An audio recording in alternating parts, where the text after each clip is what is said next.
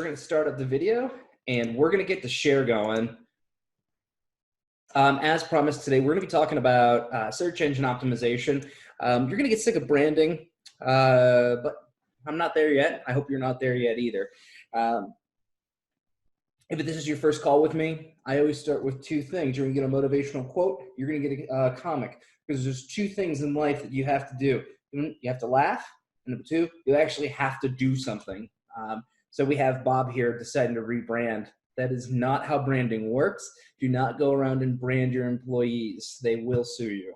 But as for our motivational quote, I have a huge man crush on Dwayne Johnson, The Rock, the Tooth Fairy. So be humble, be hungry, and always be the hardest worker in the room. I've been working since about 7 o'clock this morning, and I'll probably be done working tonight around 11 o'clock, just based off of everything I know I still have to get done. And in between there, I also had to make sure to supervise that our furnace got fixed and that the cats didn't die. That's pretty simple. But there's a lot of things going on outside of this. So I'm always going to be working. I work very hard, but it's because I really love what I do. So into the content today, it's going to be two separate sections. Number one, we're going to talk about what is search engine optimization. And then we're going to go into a list of terms. So there's going to be 50 terms. And then I will have a link to those 50 terms when I put this back up into YouTube. Because I really think that just talking it out is great. Having some context outside of just seeing it on paper should be helpful.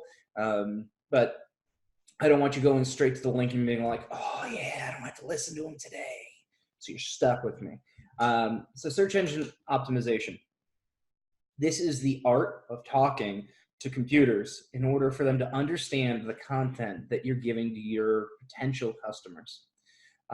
What you're doing is you're going out there and you're creating data for these wonderful little things called, well, they used to be called spiders. I don't know if they still call it that, but it's a little piece of software that crawls through all the websites in the world. And it takes all of the information that you give it and it compiles it into this wonderful server. And this server is going to spit out, and if you could look, just go do a Google search, 280 million results in less than a second. So how does it know which results to give you based on your input query? And how does it know how to do it so quickly? It's a little bit of magic, a little bit of machine learning, but mostly it's from what information is presented to it. It gives it a specific rank based on different keywords that can be used. And then it gives that back to you when you query through to it.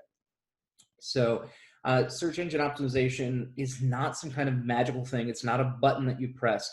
It's a system that you put into place in your business. So you start with your website, or whether it could be a YouTube site, it could be your Pinterest that we were talking about earlier before the call. You have to create the proper wording for what you're putting out there in order for your information to be brought up when someone does a search. So using the example that we were talking about before the call was custom artwork that's being done and not being sold. So how do you get that in front of people? You know, if you just type in artwork, that's such a broad term. But what if they use a Baroque style of painting? Well, that's a little bit more specific. What if they use a Baroque style with some Gothic undertones? I don't know. I don't know painting. So I'm just literally throwing out the only words I know inside of art and throwing them back at you. But the more information that you give it, the better results you're going to get. And while you might not have 400,000 people searching a day, it doesn't matter how many people search. It's how many people have the intent to make the purchase that matters. So just because a long tail and short tail keyword may not have the highest search volume doesn't mean it's not valuable. So what that means, I just used two SEO terms that you're going to get used to. Number one, the short tail keyword.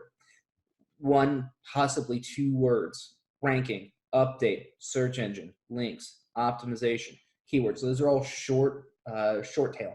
Long tail would be, how do I rank my website on Google's first page? That would be one entire keyword. That's a long tail keyword. And doing an exact match to that when somebody has a query that is, how do I rank my website on the first page of Google? You have a higher relevance score. And the more relevant you are, the more likely it is that they're going to want to actually click through. So why is this important? Because back in the day, search engines were pretty much just big pieces of data throwing things back at you. I'm sorry, I've got to move this right here. Search engines were just this big old thing of data and it spits it right back out at you.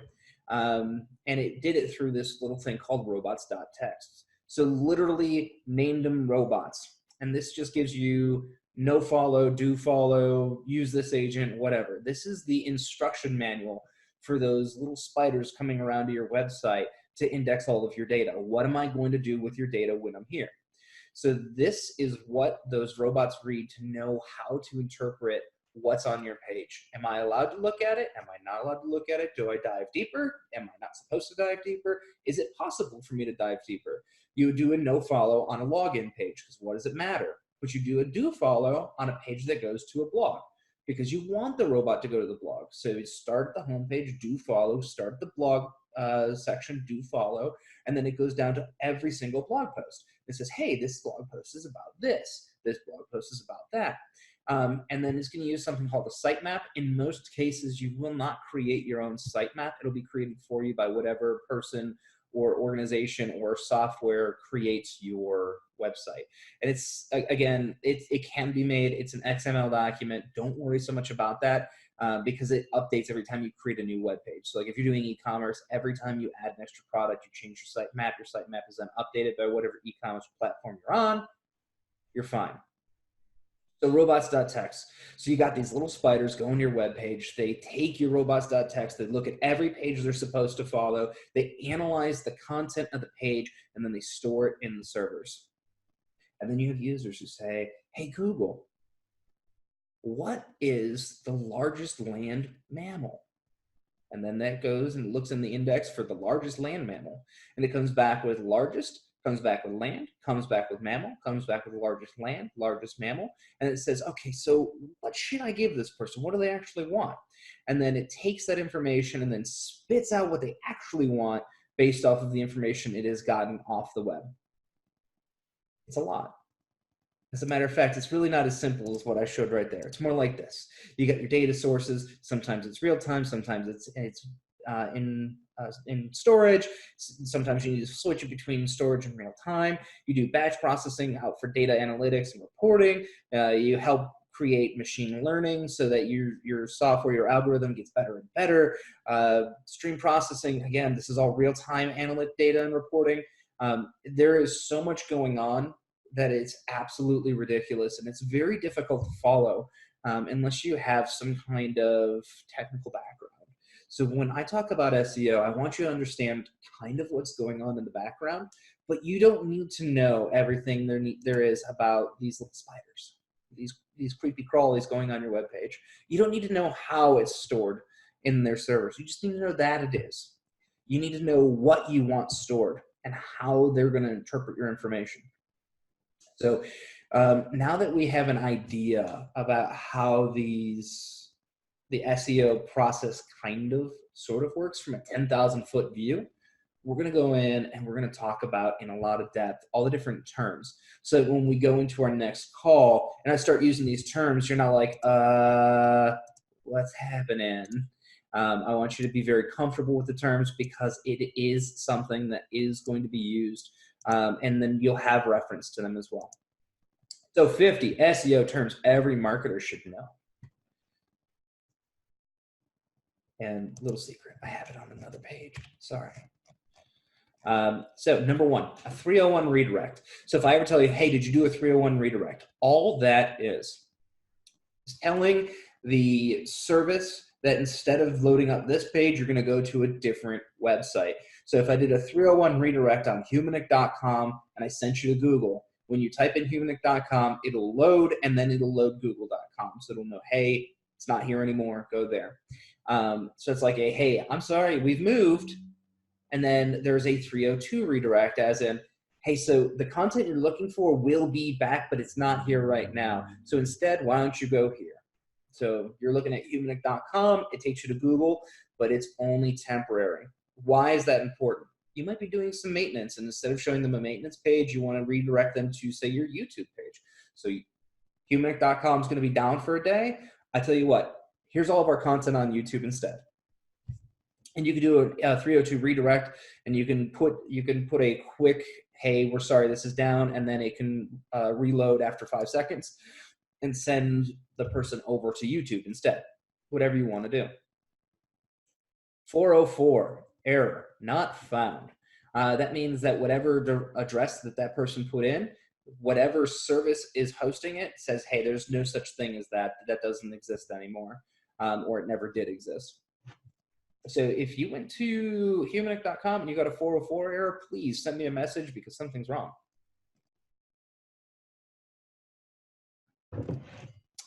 Alt text. So this is the first image that we're going to get into on outside of just showing you 50 short terms.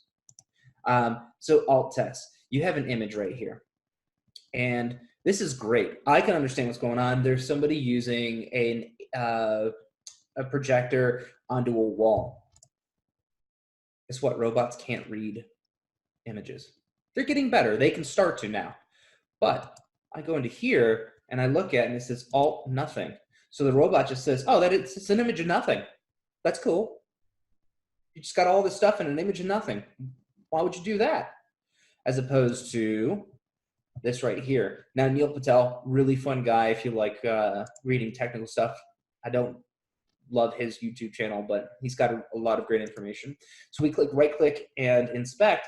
And for this one, it's got an alt text of Neil Patel. So the robot that's reading this is like, oh, that's a photo of Neil Patel. That's great.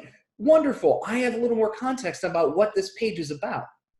Always try to make sure you have alt text in all of your images so that when a robot comes to your page, it says, hey, I know what that image is. I have a lot of information about Neil Patel, as opposed to, hey, cool, nothing. Why would you waste space on that? So always have some kind of alt text going on. And if you wanted to take a look at what somebody's alt text is, this is Chrome. If you just hit F12, this shows up right here. But if you just right click and hit inspect, it's the same thing, and it'll actually show the line right here. So if you're not sure what alt text you should use and you want to just inspect some other people's, there you go. And if you have an email with images, you can also just scroll over and wait for a hover text to show up. That'll be your alt text. Moving on to anchor text. So I was supposed to keep that other one open with Neil Patel. Anyways, anchor text. This is an anchor. You would refer to it as a link, a hyperlink, href if you want to, an href. It's an anchor reference. So anchor can be to a different website, or it could be to a different portion of the website. It could be referred to so that, hey, look, so href, that's your reference. Where's it going to go? It's going to go to Amazon. What do you mean? So an anchor is simply a little bit more informational text, and an anchor can be broken down into multiple different types. So like a zero anchor text is just a click here, read more. There's nothing else to it. There's no links, nothing else. It's just a space for an anchor to learn more, whatever. A naked URL. So if I just put in www.amazon.com as my anchor text, so I think I can actually change, no, I can't, because I'm in incognito mode.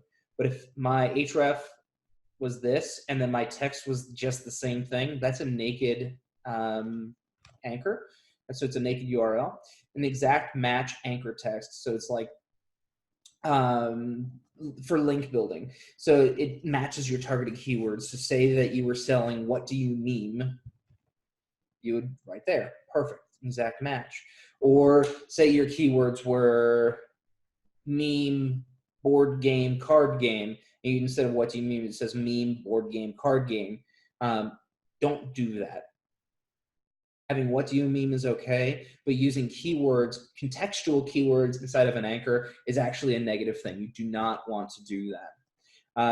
So that's the anchor text, and there's a little bit more to it, but really that's all you need to know.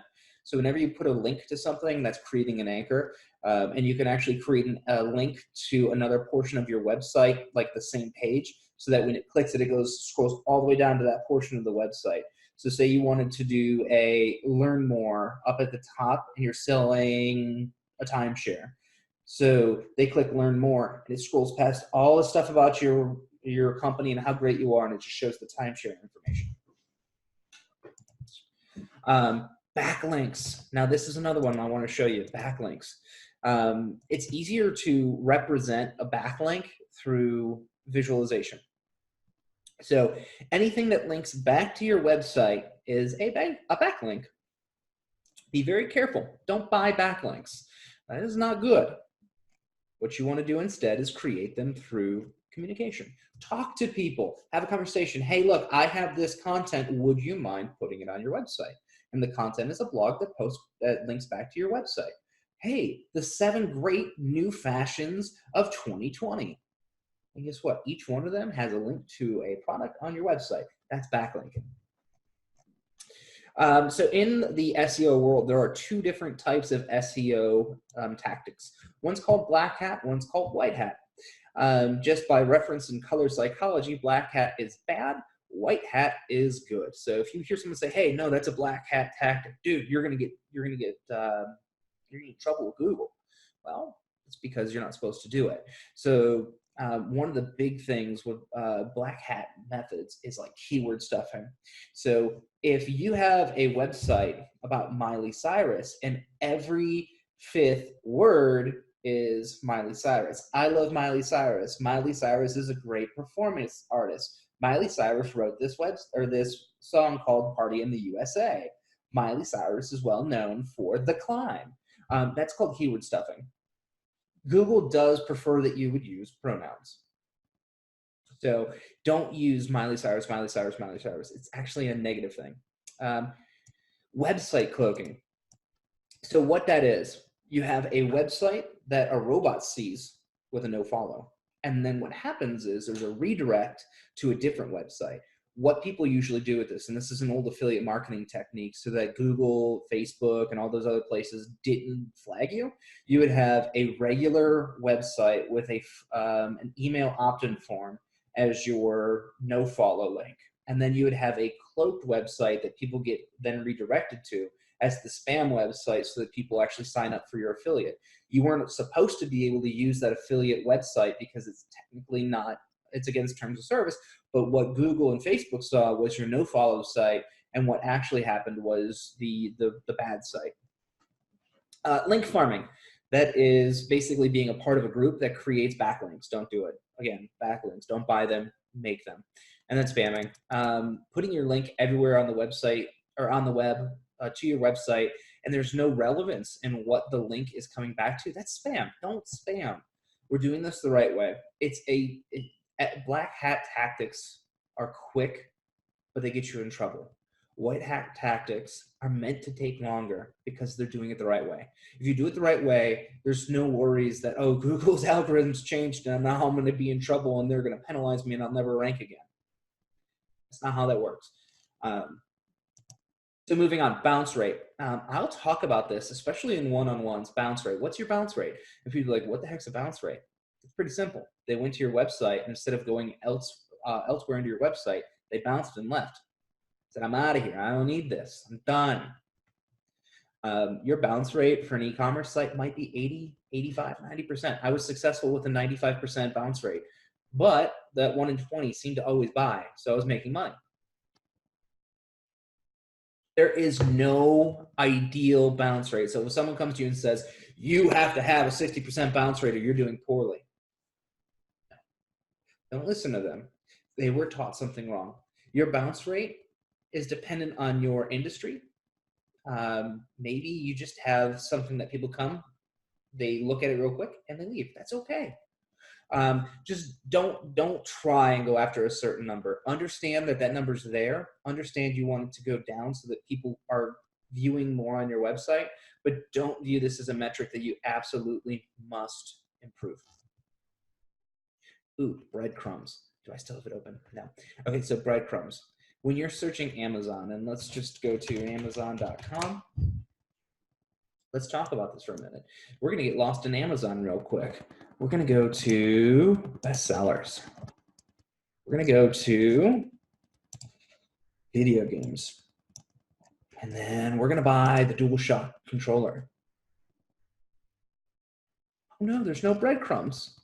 Man, you know, when you try and do this live, things happen that you just don't expect. I was expecting there to be some breadcrumbs like there was before, but there is not. Maybe I'll go to a different section. I know there wasn't Toys and Best. Go here, right there. There's our breadcrumbs. So it says, oh, you were in Toys and Games, but you were in Dress Up and Pretend Play, then Housekeeping, and that's how you found Melissa and Doug's Let's Play House, Dust, Sweep, Mop.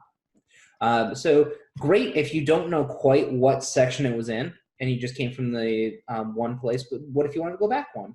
Hansel and Gretel, well, we need to find our way back home. We were in Housekeeping. Then we were in Pretend Play. And then we were in Dress Up and Pretend Play.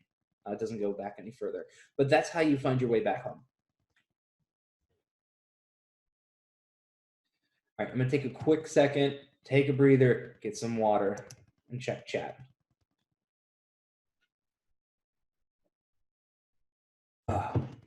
No, I won't check chat because apparently it's not going to let me check chat. Sorry, guys. There it is. All right.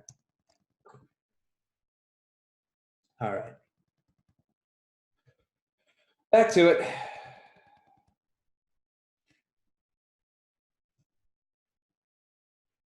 Broken links. So if you have a link on your website and it doesn't go anywhere, or it goes to a 404, or even a 500 error, or the server is broken, that's considered a broken link. It's bad because if you have a do follow on that website, on that page, and it follows that link because it's going to follow every link on the web page, and it's a broken link, it's a negative score. You don't want any broken links. So, you know, from time to time, check your links. Canonical URL. So this is important in e-commerce. So if you have 17 different variants for one product, you've got 18 different URLs, but you have one canonical URL, and that's your actual top level page. It's important to note that you will not get all the different variants. Instead, you will have an index based on the canonical URL. So make sure that when you're doing it, the URL has a unique name. And in most cases, like Shopify, they create a pretty decent SEO themed name based on your title. So if your title is, let's just say red earrings, your SEO would be like your site / collections / earrings / red earrings. Citation for name, address, and phone number. It is important that you follow proper citation. You're going to put the name, the street address, the city, and then the phone number in that order. It is important that you have it in that order because that's how Google's going to read it, and that you have the proper name, phone number, and it's just, I know it sounds silly, but it's like the USPS. If you have the United States Postal Service and you don't have the right address, it goes to the wrong house. Those people probably aren't going to give it to their neighbor. Make sure that you have name, street address, city, state, zip, and then phone number. Already talked about cloaking. Click-through rate. So click-through rate for organic and SEO is the same as click-through rate for paid advertising. Your click-through rate is just the number of people who saw based on impressions. So if you had 1,000 people see your link, the number of people who clicked on your link is the click-through rate. So say 200 people clicked your link, but 1,000 people saw it. 200 divided by 1,000 is 0.2 or 20%. If you have a 20% click-through rate, let me know. I want to learn from you. Conversion rate optimization. I'll say this from time to time, and this is less SEO and more about sales. But when people are coming to your website, you want them to buy. There's always a reason that they come to your website. Maybe it's not a physical purchase, but maybe it's consuming content. Maybe it's about getting people to subscribe. Maybe you want to add some, this is dating me, add your website to an RSS. Maybe you want them to give you your email. You have a goal in mind. You're not just putting out information because you're bored. You're putting out information because you want to make money. So your conversion rate optimization is about how you get people to make the action to make you money. How do you do that? Make sure you get in the right visitors. If you have a blog about the keto diet, you want people who are interested in the keto diet and not people who are interested in hometown buffet. Write good content. I'll talk about that in depth for an entire week, what good content looks like and what bad content is. And then make sure you have good design on your website.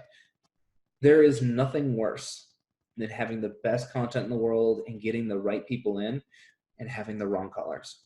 If you're trying to attract women, avoid orange. I know it sounds really silly with Amazon being orange. Orange is one of the least favorite colors for women. If you're doing a fashion blog, you should be very cognizant of the fact that they don't want to see orange.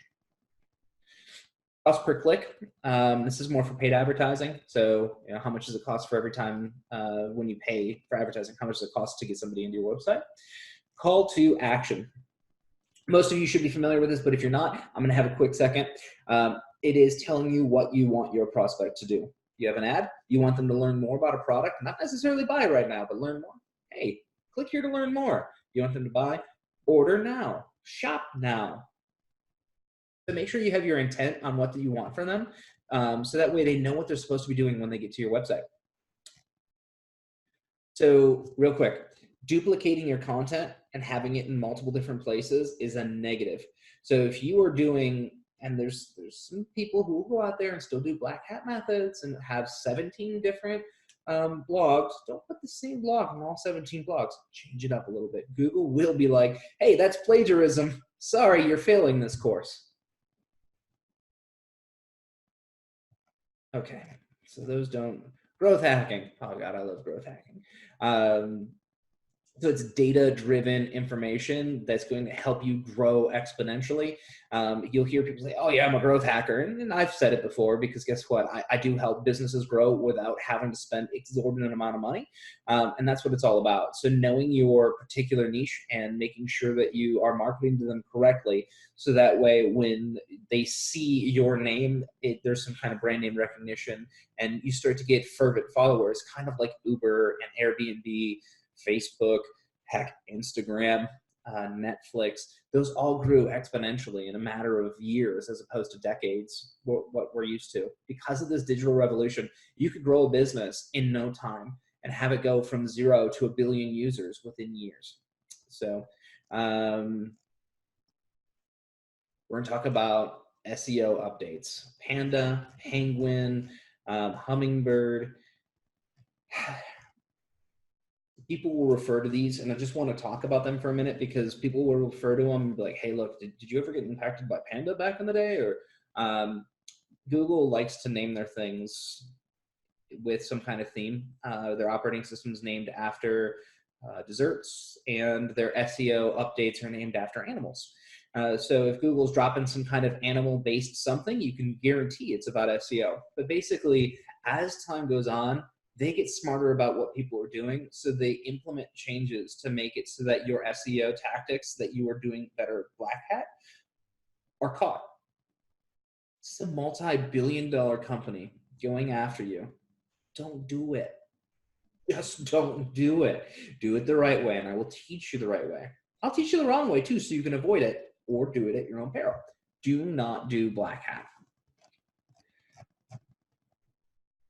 All right, keyword density. And this is important because I'm going to be talking about keywords. And if you have a 500-word blog post and you refer to the keyword cat 17 times, you take 17 divided by 500, that's your percentage density. Probably don't want that much. What you're going to want to do, maybe you have a blog post about cats and you're talking about different breeds. Instead of referring to cats more than, let's say 2 or 3 times, refer to the different breed in long form or long tail keywords. So you want to talk about cats, but then you want to talk about the Maine Coon, and then you want to talk about a tabby, and you want to talk about a Russian blue, and use those long tail keywords to help kind of liven up and help you bring in the right traffic. Because what happens is when you start using the same word over and over, like Miley Cyrus, it's called keyword stuffing. And the more you put a specific keyword into your website, the less valuable they view your content. Because if you have the same keyword 100 times in a short span, guess what? There's no way you would logically talk about something like that. I'm not going to sit here and say, have a conversation about Miley Cyrus and say Miley Cyrus, Miley Cyrus, Miley Cyrus. I switch to pronouns. She, her, it, they. So it's all about making sure that you have some kind of understanding that you just can't keep using the same word over and over and over again. So we're past the halfway point. Bear with me. The worst day is trying to learn all of your base knowledge, and it's never fun. But this is going to make more sense when I start talking about this stuff on Wednesday. PageRank, where you show up. You want to be on the first page because guess what? Where's the best place to hide a murder victim? On the second page of the Google search results pages. I'm probably going to have to blurt that out on YouTube or I'll get myself in trouble. LSI, latent semantic indexing, keywords. That's all it is. So it's keywords in reference to your main keyword. So LSI keywords are like, say that you wanted to talk about Apple, but you're talking about the company, not an apple orchard.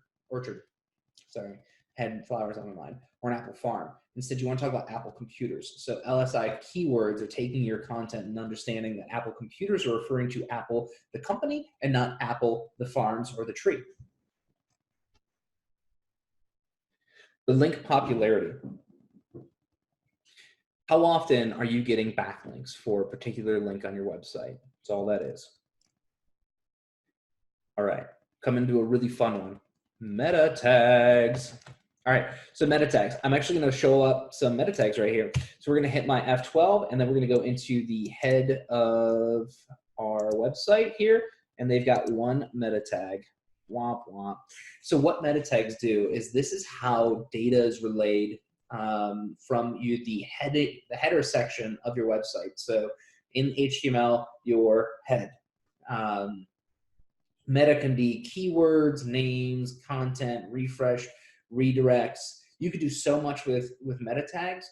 Avoid using meta keyword tags. Doesn't work anymore. Instead, create rich content that's going to be able to describe what you're trying to talk about. So when a website has this little bit of information, it's really difficult for a robot to understand what's going on, because in here, they don't have any alt text for their image. They don't have any meta information that's going to tell them other than the title of the page is qualitybacklinks.png, because I picked a photo. So chances of me getting this in a search engine results page results, not happening. There's not enough information for it to be relevant to anything that I do based on, even if I search quality-backlinks.png, I wouldn't get this particular one. I would get something with a little more depth, and I would find this one somewhere on the page. But it would still link to the web page that this was in. So that's important to note. The header tags help, or the meta tags help you understand a little bit more. There's like meta description, meta keywords, meta title tag. The description is important because it gives you a quick overview of what the page is about. The title is important because it's what's going to show up right here. So like I can guarantee you the title of this page is 50 SEO terms. I'm reading it from a different place. And you can see the title of this page is qualitybacklinks.png. So again, don't overdo it. Don't do keywords. Just do description and title. But in most cases, if you're using a software like Shopify, it will do that for you. Or like Builderall that I use, it will do it for you. I talked about nofollow. It's just making sure that your robot doesn't go to the next page and doesn't index any of your anchor tags. So if you have a do follow, every single link on a web page, that robot is going to go and then follow that link till its logical conclusion or until a no follow to index and figure out what is going on. So this is pretty much where we're going to be having the most of our conversation. It's called on and off page optimization. So on-page optimization is all of your efforts on your website to get better SEO ranking. Your meta description tags, your header tags, title tags, content, H1 tags, alt tags, unique content you can't find anywhere else, internal linking to other websites that also help, keyword selection so that it's inside of your content, your blog, your post, your recipe, whatever it might be. And then off-page optimizations, people linking back to you, going to search engines and actually submitting your website, doing a press release, posting on forums with your signature, having your website, creating a profile on all the different social media pages, footer links on other websites, on like forum posts, article submissions to other websites, social media, site maps. So creating a good site map, which is usually done for you. Going back a little bit, RSS feed submissions, having videos. It's all stuff that you could do that doesn't belong on your website right away, but it links back to your website so that people are more interested in what you have going on. Okay, so reciprocal linking, don't do this. Website A links to website B, which then links back to website A. What's the point? Don't do that. It doesn't look good.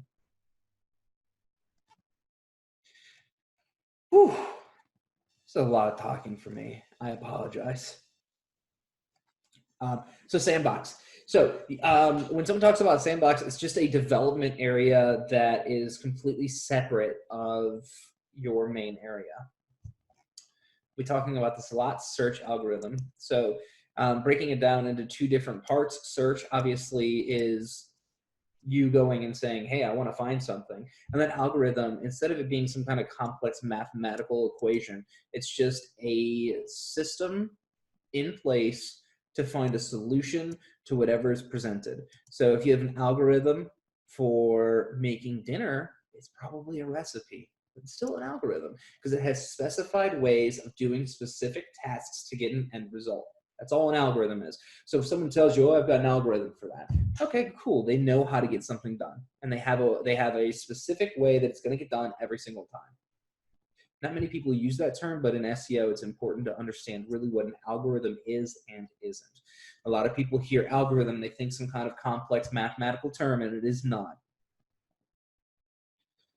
Search engine results page, or SERP, that is when you go to Google, type in dog nail trimmer, all the results that come up is your SERP. Search term would be dog nail trimmer. So whatever a user puts in to query the database. And then title tags. So I talked about H1 tags, but there's H1, H2, H3, keeps going. When you put a specific title tag in your website, it creates more of a weight on what the term is that's being put out there. So if you put in H1 and you put in the words, how to date in 2020, that is more important than if you were just to put a paragraph and start off with how to date in 2020. First, load up Tinder. Instead, it says, okay, so this website, this particular section of this website is all about dating in 2020. That's important if someone's interested in dating in 2020. So why would we use title tags? And number one, if you do an actual title tag where it's in the head and it says title or meta description title, or meta title, sorry, that's what pops up. So if you were to go to Google right now and search dog nail trimmers, the link, the actual text of the link that pops up, that is your title. If you don't have one, it'll probably use your first H1 tag.